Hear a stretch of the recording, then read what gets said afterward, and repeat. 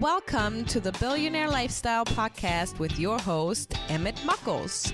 Please visit iTunes, Stitcher, or emmettmuckles.com to listen to all the episodes for free.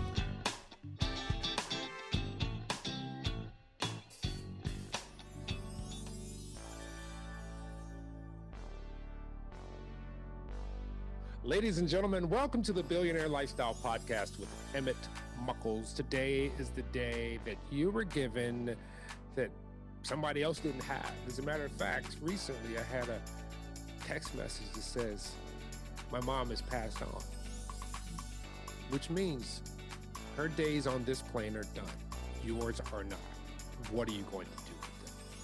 This is part of being a billionaire. You're in this life as a spiritual being having a physical experience. Pauliana. Yes, Emmett. How are you? I'm awesome. How are you? I'm good. And you're here as an attorney, but you have a pivot that you feel you can add value to the lives of women in this day and age. Absolutely. I mean, being the attorney is what brought me to multiple different situations. Some worked out well, some didn't work out so well. And I learned many lessons, and some of them were costly. I mean, let's just be honest. That's life. And yeah, that's right. That's right. But at the end, I came out through shining and thriving. And I don't say that to brag or boast. I say that to give hope and to give confidence and reassurance to young women out there. So, Pauliana, Lara, you're a mom, you're a barrister, you're doing it on your own. What insight could you give young professional women in this climate who say, I want to have it all? I want the career. I want 2.5 kids. I want this guy, maybe not, because, today it's just partnerships. People are having a different understanding of what relationships constitute. And I know that's one of the biggest things that you were talking about when we were having a conversation. There are many women out here who want it all, but feel so guilty or frustrated or just having anxiety about being a professional woman, being a family person. How did you come to decipher this and work this all out? Wow, that's a lot to unpackage, and I'm going to try to address it all. First things first, it was not easy. It was not smooth. I had nobody to guide me. The greatest person I know is my mother, and she was a stay-at-home mom. I mean, that's just the way it was. I never had to worry about after school. I never had to worry about somebody else giving me a ride. And so I didn't necessarily have a role model in that arena. My mom was it all, did it all. And she did it with calm and cool because she dedicated her life to raising my brother and I. That's a whole other generation. My generation is, I got to do it all and get out in the workforce because I have dreams. I'm driven. I'm passionate, and I want to make something of myself and make an impact in society. And again, that's no dig to mothers who stay at home. Honest to God, it's a very, very difficult job. And right now, during this pandemic and the whole work from home thing is blaring. I mean, the difficulty of being a working from home mother is like right here. It's in your face because schools are closed.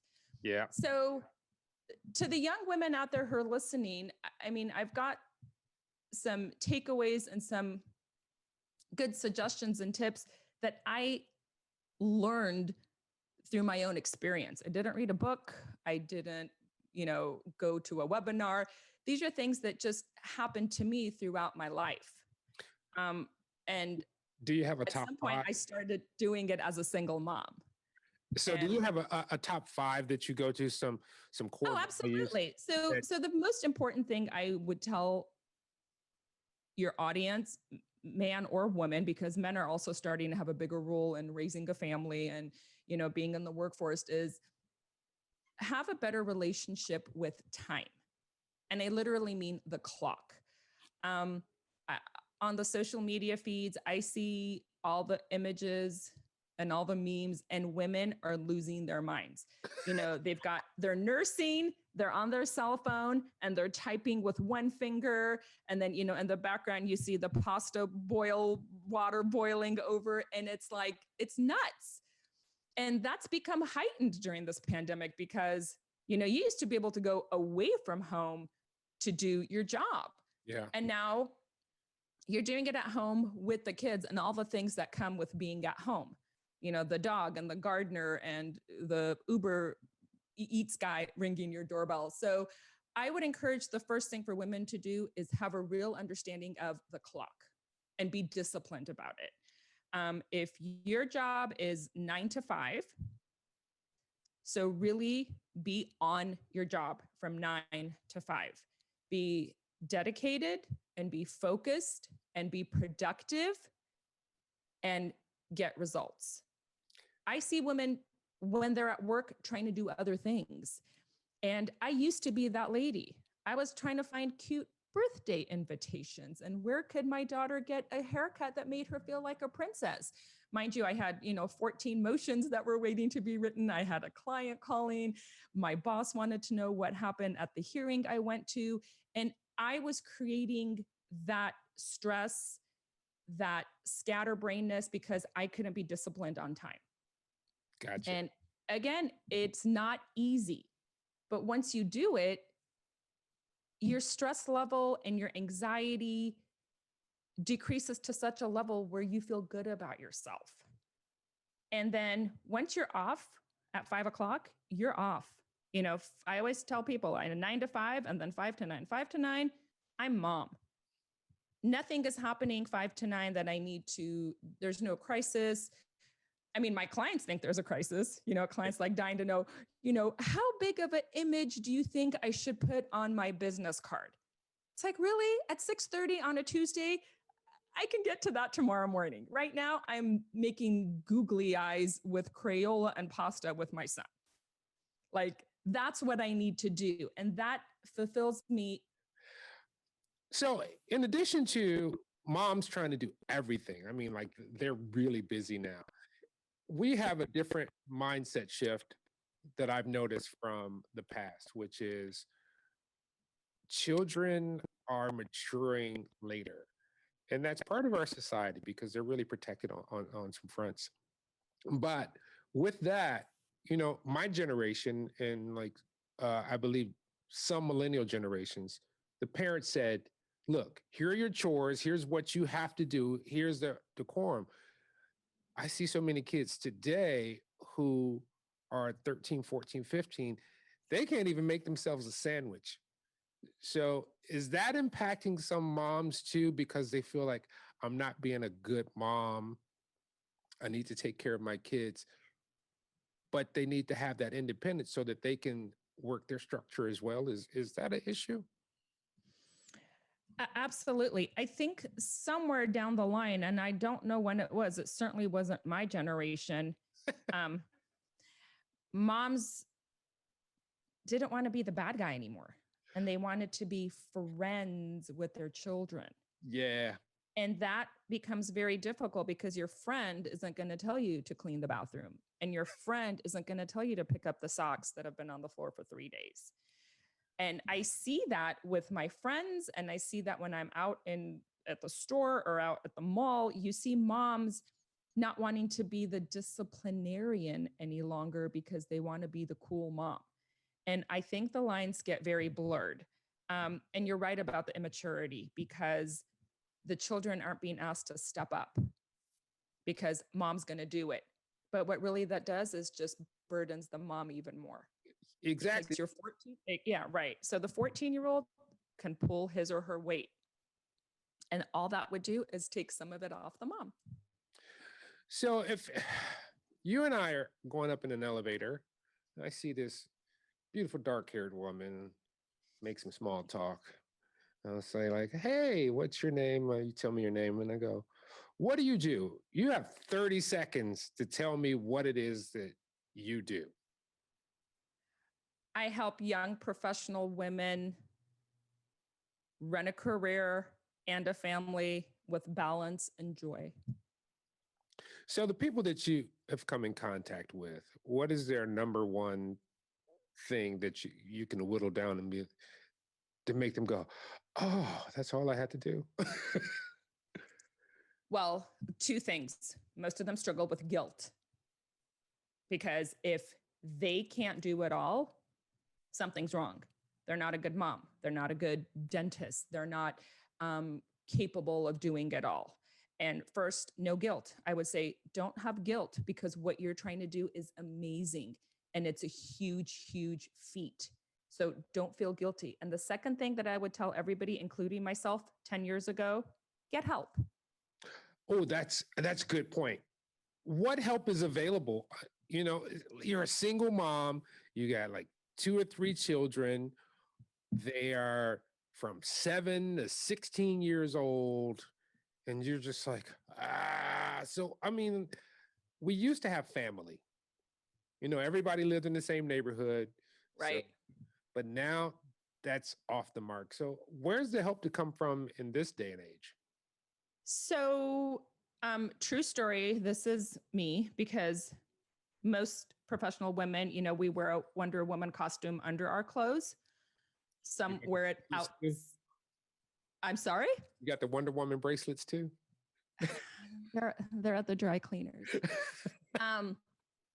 So we're like, I don't need help.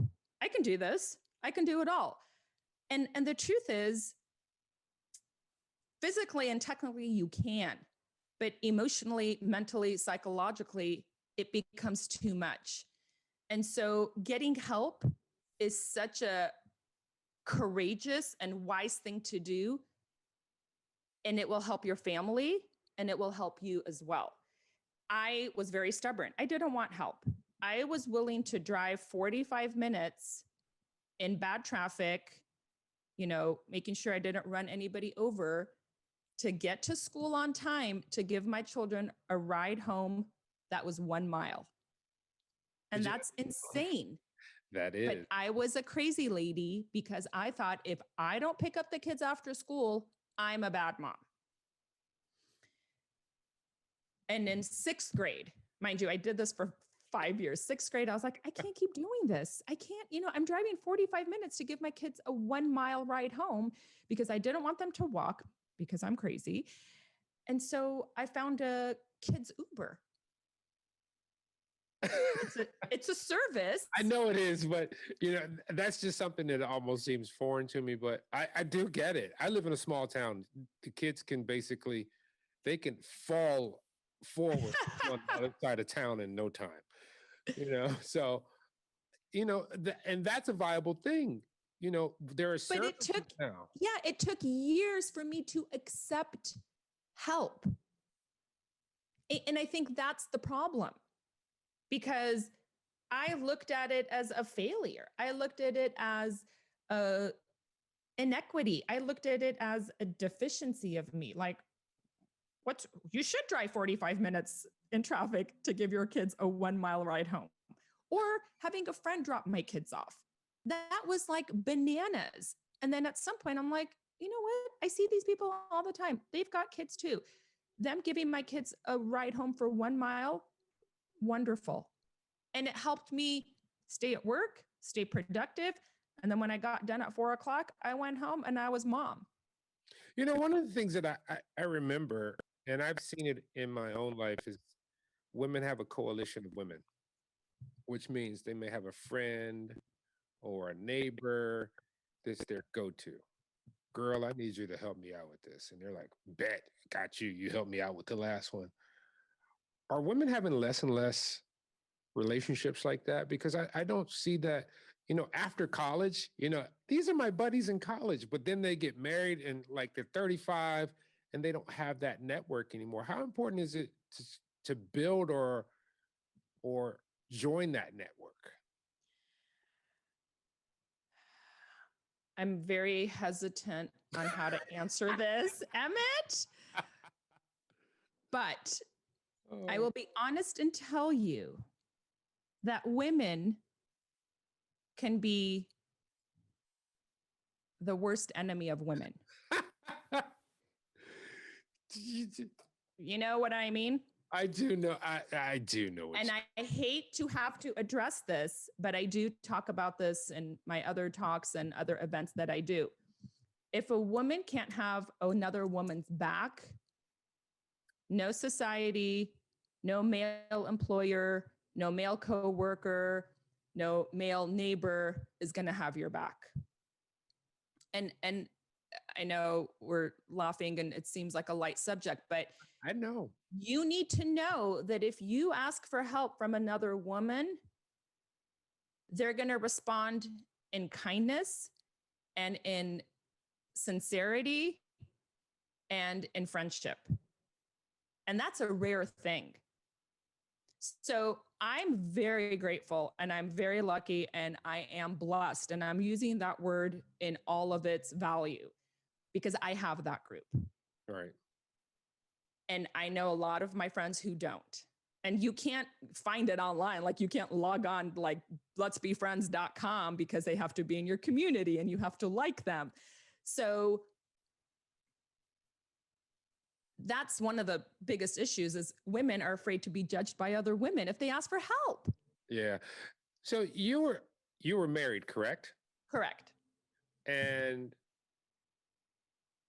how was that relationship? Because I know I was married before too. And as soon as I got remarried, my ex-wife was like, I am done with you. She like took me off Facebook, blocked me on stuff. Half the time she wouldn't even answer my calls. What happens when you don't have that relationship to help you manage family in those So Emmett, what you're talking about is very real. Yeah. The whole concept of, oh, I'm friends with my ex is rare.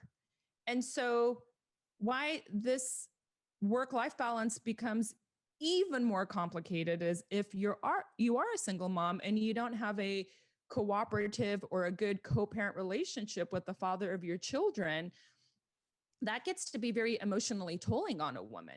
Yeah. So that also hinders how women react to asking for help because again, there's the guilt. You know, well, if I had a husband, he'd be picking the kids up from school or he would take one to ballet and one to a soccer game.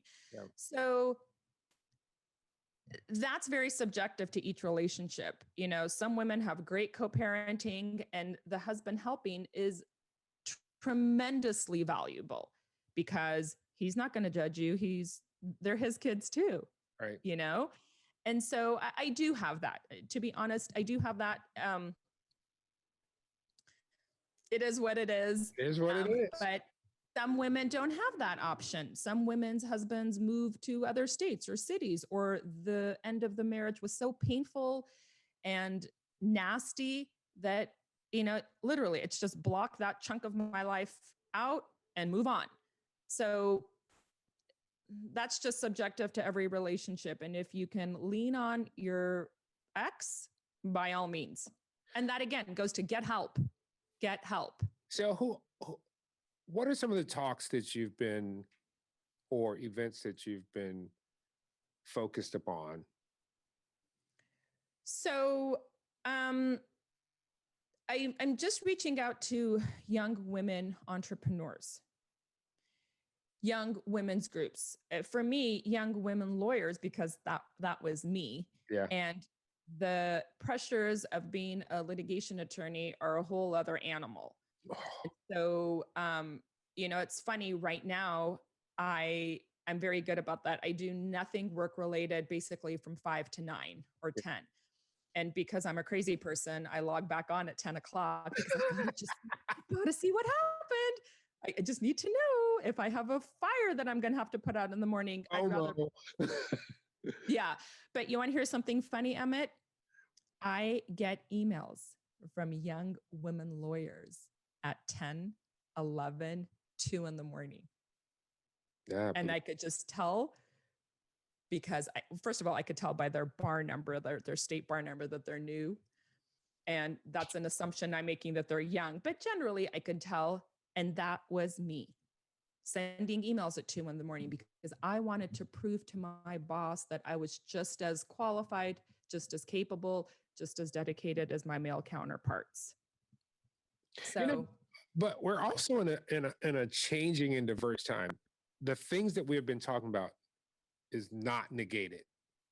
That was a double negative. Anyway, but the empowerment of women, the focus on the feminine is at the forefront today. How can that help women in this situation live an easier life? Or does it put more pressure on what's already happening? I think the first thing that comes to my mind is I think there's a lot more resources, like, for example, Instagram. I'm on a lot of the working mommies, lawyer moms, all of those posts and all those hashtags. And I think seeing your struggle in 100 other women is comforting.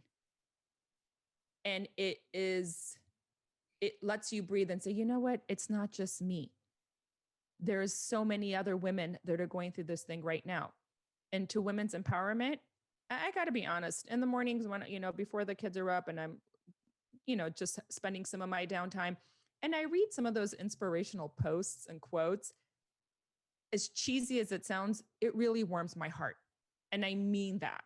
Like, just to read a woman saying, you got this today, or nothing is going to break you down today. I mean, I did some posts saying like, ladies, it's Monday, get your boxing gloves on, or something like that, and the women's reactions and the comments and the likes just reminded me that I'm not the only one going through this, especially in this pandemic. So the women's empowerment helps because that there's so many resources as a working mom, as a working young woman, that you can go to, to get support or wisdom or guidance or advice or a laugh, just to say, yeah, that was cute. That was funny. I'm not in this thing alone. So you're a litigation lawyer. I don't even know what that means. That means I go to court. I know you go to court, but most... Well, no, litigation means you are in court. Some attorneys are transactional, where they just review documents. They never go to court. Do you see the distinction? So if you're a transactional attorney, you just sit and review contracts, or you negotiate deals, or you draft documents. I go to court at least every day of the week. So the reason I ask, because I only know 2 types, or maybe 4 types of lawyers. The most prevalent ones are prosecuting attorney and defending attorney. So that's in the criminal world only. So what is it? What realm do you rely on? I'm a civil litigation attorney.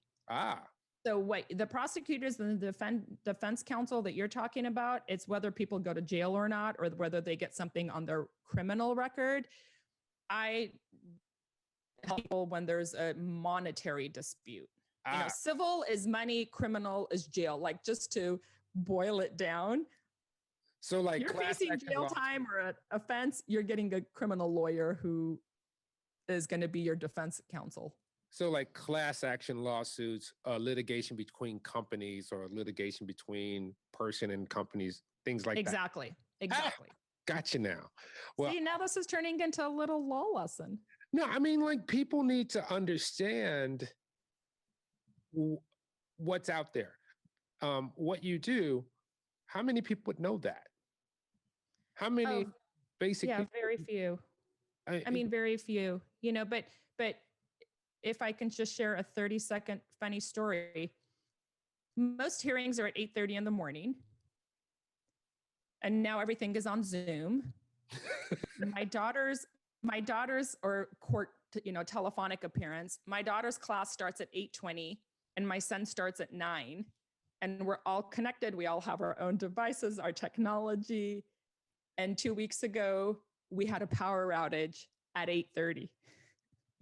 Oh my God. You need a Powerball. Literally, it was gosh, what in the world is happening? And that's a very real thing of a work from home mother pandemic situation. Yeah. I mean, I have a well, I don't have a new foundation, but I think my wife does, and many other people have a newfound understanding of what teachers function as. Absolutely. I bet Absolutely. I'm surprised it's not on the ballot for teachers to get like a 200% increase just because of, once you sit with your kids, and things have changed over the years, that they approach and methodologies with which they teach are different. Math, because my daughter is sitting here like, we have to go through all these steps. I'm like, wait a minute, just do this, carry the one, there's your answer. She's like, no, I can't do it that way. I'm like, oh, Emmett, I love that you said that, because I feel like I learned math in the Stone Ages with like the dinosaurs or something, because I'm telling my kids, this is how you do it. And she's like, no, that's not what Mrs. Blueberry taught us. And I'm like, she doesn't know it. Yeah, but and for me, I actually did a race. I had a problem that my daughter had already solved. Oh, okay. And I said, here, I want you to write a big number down, and I'm going to do the same thing, and let's see who gets it done faster. I knocked it out in like 15 seconds. She was still working on it like 2 minutes later. And she knew but she knew the steps, but she was just going through this. And that's what some of the things that I'm seeing in society now. You're talking about the pressures that come up, is that we have some modalities that have worked in the past, but there's a new mindset that said you can't think the way we used to anymore. You have to adapt this new, it may be more efficient, but it may not be. Right. So I understand what a lot of women are going through. And I'm not going to even say women. I'm going to say single parents. Can we touch on that? I was going to. I call a lot of opposing counsel, attorneys on the other side. Mm-hmm. And a lot of them are still men, which is fine. And they're still working from home. Mm-hmm. And I got to be honest, I'm not sensing, or they're not sharing the stress of being a working from home dad. No, let me be clear when I say working from home, single dad. It's much lower incidence in America because typically when there's a separation, the children, it's almost immediate. They go with the mom, unless. Yeah. But, and there's a small minority that are men who are doing the same thing. Does some of this stuff apply to them as well? Oh, absolutely. I remember one of the first people that I spoke to about speaking at their event, and it was a gentleman, and he said, Pauliana, a lot of the points that you make equally apply to men. And I said, 100%, because it's more about time management and about your own mental health. I had physical manifestations that I experienced because of all the stress that I was taking. And I'm over all of it, thank goodness. And it ended up just fine for me. But stress doesn't understand, gender. No, it doesn't. Right. And neither does the pandemic, and, money, and your clients, and your career, and your kids' childhood and their future. All of that, it equally applies. I was just coming from it as my personal experience, and how me as a single working mom who happens to be in a high stress job dealt with it. Yeah. But I think it applies absolutely 100% across the board to men too. And we are seeing that. The only point I was making is, when I talk to these attorneys on the phone, and I know they're married and they have children because it just comes up, I yet have to hear one of them say they're losing their mind. And Well, it could just be, that's because they, we that's won't. because what? We won't. That's what I was just going to say. And it could be that they're sitting there pulling their hair out, but they're not going to share that. Nope. But Emmett, some women are that way too. That was the whole Wonder Woman comment I was making. And I'm encouraging women to have that conversation. Tell people, man, it's tough, and that opens up the conversation. Well, have you tried this? There's a great program. There's a great Zoom after school. If you don't start the conversation, it stays in you and it just bubbles and boils and it will break you. I want to get your take on this.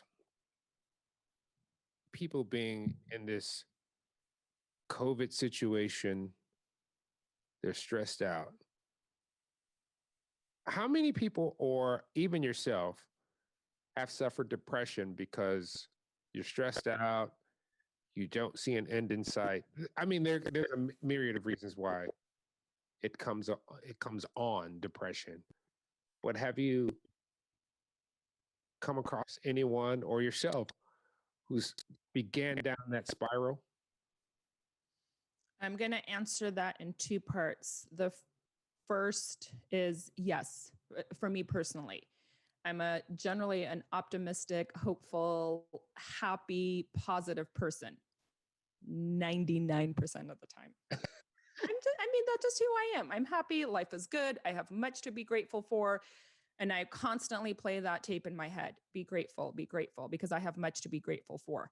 But once this pandemic didn't go away in 2 weeks and we weren't going to go to church on Easter and school started shutting down, it became a very dark place. Yeah.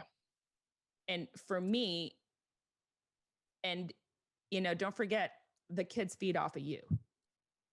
So I didn't believe it was wise for me to share that dark place with my children because they were going through their own crud. Like, what do you mean we're not going back to school? My son never thought he would want to go back to school because when it's time to go to school, nobody wants to go to school. And now he's like, Mom, I can't believe I'm going to say this, but I miss school. And so if my response to him was, honey, it doesn't look good, it's bad, it's scary, how would that impact him? Yeah. So, and the second point I want to make is I don't know anybody personally who has had to seek help because of depression, but I know 3 moms whose children have had to seek therapy. Yeah. And that to me was heartbreaking. It really was. I take that very, very seriously. And these are like 8th grade and under. Yeah. Can you hold for us? And sure. I got some issues here. Don't we all? All right, there we go. Gonna have some editing to do here. Will I be able to use the video as well? Can you say that again? Will I be able to use this video as well? I didn't do my eyeliner for nothing. You're fine. Don't worry about it. No, I'm saying, yes, I imagine you were good. That's a great taper you got there. What? It's a great taper. Thank God it's not zoomed in because, I haven't gotten nails done. I haven't gotten eyebrows done. I haven't gotten anything done. It's all right. You look fine. Thank you, sir. 3, 2, 1. So what do you got coming up in 2021? What's your objective for 2021? Oh my God, Emmett, and I rarely say God, but I've been wanting to be a public speaker for years. And I like people. I get a thrill and I get a rush and I really love being in front of people, especially if I can help them. And 2020 was my year to kick this thing off. Mind you, I forgot that I should take into account that there may be a global pandemic.